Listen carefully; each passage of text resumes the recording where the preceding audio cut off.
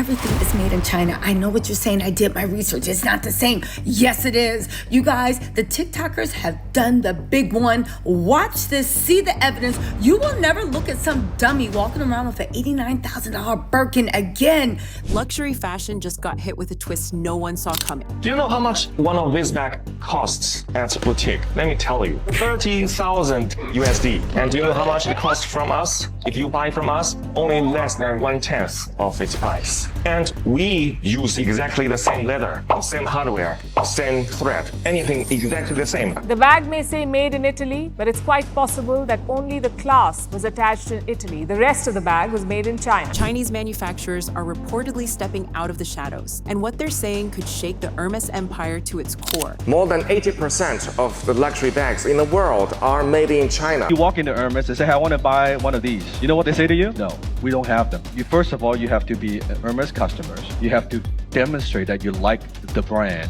And then you can only buy one per year. This isn't another TikTok expose or a social media meltdown. This time, the claims are coming from the very people who are said to craft those ultra-exclusive Hermes bags. It's the Chinese supplier behind product. Bags are from Siton Handbag in Dongguan City, Guangdong Province. It's a factory specializing in handbags for 54 years, and it produces 80% of the world luxury bags. Kylie Jenner is wearing a fake Louis Vuitton fanny pack and she didn't know it. This Birkin bag at Hermes boutique will cost you 38,000 USD. One piece of Togo leather, the same leather as this one, will cost 450 USD. And one piece of the leather is only enough to make one Birkin. They're not just speaking up, they're calling out what they describe as one of the biggest illusions in luxury fashion. According to these insiders, the eye-watering price tags on Birkins and Kellys aren't about rare materials or time-honored craftsmanship. Nope, it's all about the brand name. Most often Louis Vuitton is associated with leather and luxury, and after waiting in the line for a while to buy this bag, the sales rep told me that the most common material they use in these bags we see all around is not even leather. They said it's coated canvas. What is that? And I realized it's a glorified plastic. These factory workers say they're the ones stitching the bags. Far from the romanticized image of a lone artisan hunched over a workbench in some cozy Parisian atelier. And Hermes? The moment these claims started gaining traction, they didn't issue a heartfelt response. They lawyered up fast. Hermes wasted no time. Lawsuits were filed almost instantly. Allegations of defamation and intellectual property theft flew like designer daggers across a courtroom runway. But here's the thing. For a lot of people, the damage was already done. That shimmering aura of untouchable luxury, it's starting to show some serious cracks. This isn't just a collection of bags, it's a scoreboard,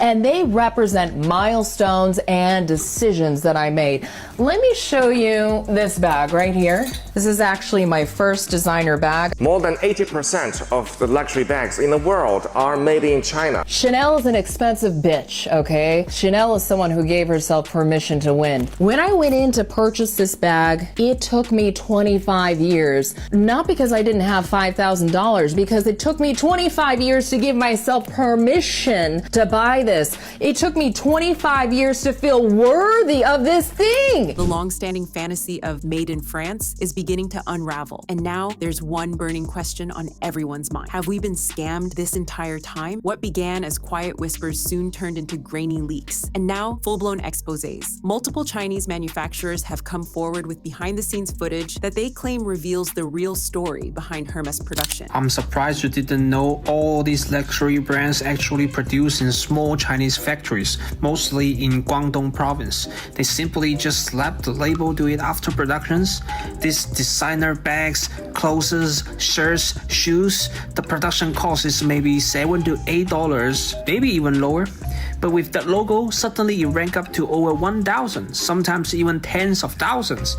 Their profit margins are crazy. The clips show bags being assembled with what looks like the same leather, the same shiny hardware, the same meticulous stitching we've been told is exclusive to Parisian ateliers. And if it's all the same, then what exactly are we paying for? Are you freaking telling me that I overpaid for all of this shit? But here's the kicker. These bags aren't being crafted in some quiet Parisian atelier. They're being pumped out in high-efficiency, high-tech factories in China. And the claim isn't just that these factories can replicate Hermes bags. No, they're saying they are making the actual Hermes bags. Our Hermes bag only costs $300 to make, and you can get it shipped directly from the same manufacturer. Take a look at my wife's bracelets, 凡客亚宝. It costs her almost 10K. I think the actual cost may be just around $50.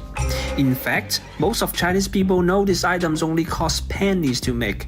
The same ones that end up in Rodeo Drive boutiques and those ultra-exclusive Paris salons. We're talking about the bags people wait years just to maybe buy, dropping anywhere from a few thousand to $40,000 a piece. But what really blew people's minds? You think this Louis Vuitton bag worth $1,700? Let me tell you why is it trash for the money I spent. And whatever little leather they use for the accents and the handle is mediocre at best. It wasn't just how real these bags look, it's the idea that they are real. What sent shockwaves through the luxury world wasn't just the footage. It was that factory workers were openly calling the bags authentic. That dropped a grenade right into the heart of the Hermes mystique. Because if these bags are being assembled overseas, what exactly are you shelling out for? A tiny made in France stamp? The fantasy of old world European craftsmanship? Let's start with this lovely gentleman, who, as you can imagine, is holding a Hermes bag.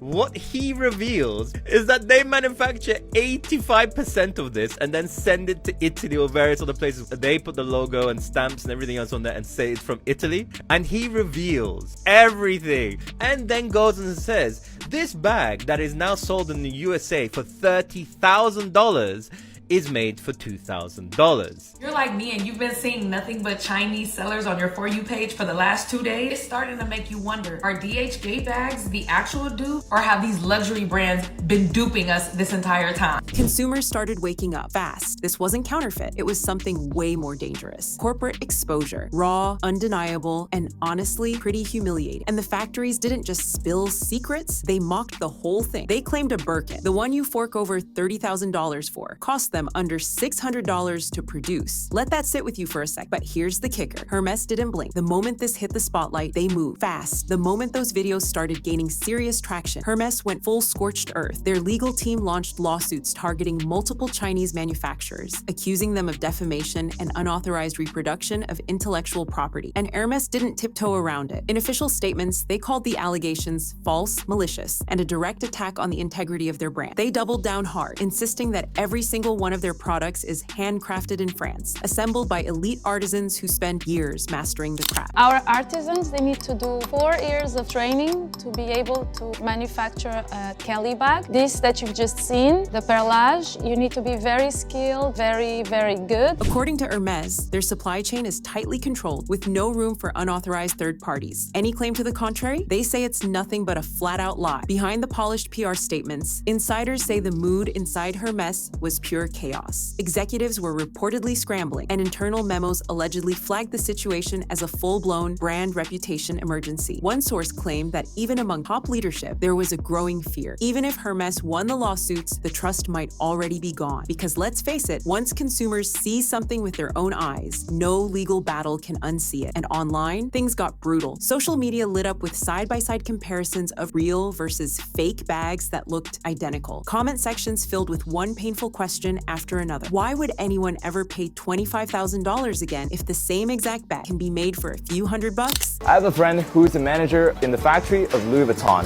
and he told me that a similar quality one just needs $50 US. Does anybody have the Louis Vuitton from China and a Louis Vuitton that they got at the designer store? Because I need to see a side-by-side. I have to know if there's any discrepancies or any differences, or is it the exact same thing? Because I'm starting to feel ripped the fuck off right now. I got a closet full of this shit that I paid thousands for. And you're telling me it's all been made in China and I could have just gone straight to China and gotten this shit?